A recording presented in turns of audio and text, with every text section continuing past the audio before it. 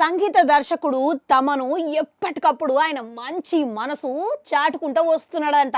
ముఖ్యంగా ఆయన సినీ జీవితం ఆరంభంలోనే ఆయన ఎదుర్కొన్న ఒడిదుడుకులకు గాను ఇప్పుడు ఆయన ఏ స్థానంలో చేరుకున్నాడో అందరం చూస్తూనే ఉన్నావు. ఇక ఆయన మొదటిగా నటుడు లెక్క, కీబోర్డు ప్లేయర్ లెక్క ఎన్నో సవాళ్ళను ఎదుర్కొంటా ఇక చాలా వరకు కష్టపడి మరి ఆయన ఈ స్థానానికి వచ్చిన విషయం ఆయన ఎప్పటికీ మర్చిపోడంట. అందుకనే ఆయన ఆయన అస్వంటోళ్ళు ఎవ్వలైనా సరే కానీ పరిశ్రమల కష్టపడేటోళ్ళను చూసి ఆయన దగ్గరికి పోయి ఆ విషయం తెలుసుకొని వాళ్ళకి సాయం చేస్తూ ఉంటాడు అని చాలా మంది ఆయన సన్నిహితులు చెప్తూనే ఉంటారు. తాజాగా మళ్ళసారి ఈయన మంచి మనసును చాటుకున్నాడంట.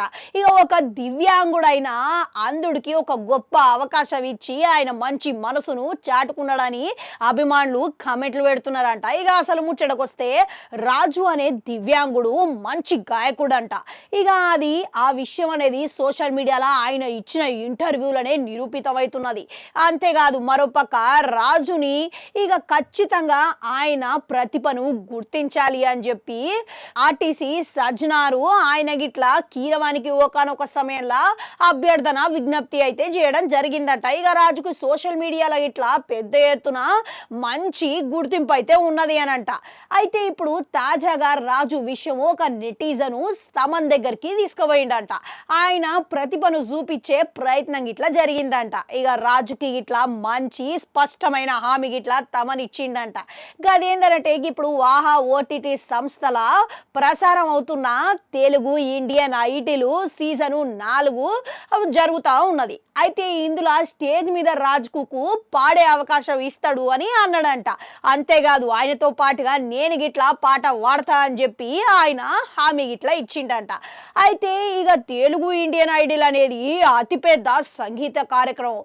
మళ్ళీ అటువంటి స్టేజ్ మీద ఇక ఆయనకు పాడే అవకాశం దొరికింది అని అంటే ఇక అది ఎంత గొప్ప విషయం అని చెప్పి ఇక సంగీత దర్శకుడైన తమన్ని ఎంత గొప్పోడైండు అని నెటిజన్లు కామెంట్లు పెడుతున్నారంట. అంతేకాదు ఇక ఈయన చేసిన సహాయం తెలుసుకున్న సోషల్ మీడియా వాళ్ళు ఇట్లా పెద్ద ఎత్తున చర్చ జరగడం ద్వారా ఇక తమన్ గురించి మంచి మాటలల్లా కామెంట్లు అయితే పెడుతున్నారంట. ఇక ఇంతకు రాజు పాట మీలో ఎంతమంది విన్నారు?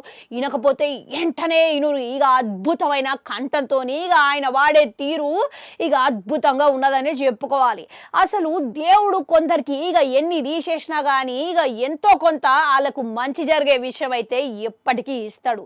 కనుక మీరు గిట్లా ఎవరైనా సరే కానీ మా దగ్గర అవకాశం దొరకట్లేదు అని బాధపడకుండా నిరాశ పడకుండా ప్రయత్నించండి. ప్రయత్నిస్తే ఖచ్చితంగా మీలో ఉన్న ఏ ప్రతిభకైనా అవకాశం అయితే ఏదో ఒక సమయంలో దేవుడే ఇచ్చేటట్టుగా చూస్తాడు. కనుక మీరు గిట్లా అందరూ మంచిగా ఎప్పుడైనా సరే కానీ హుషారు మీద మీ ప్రతిభను చాటాలని కోరుకుంటా. మళ్ళా కలుద్దాం.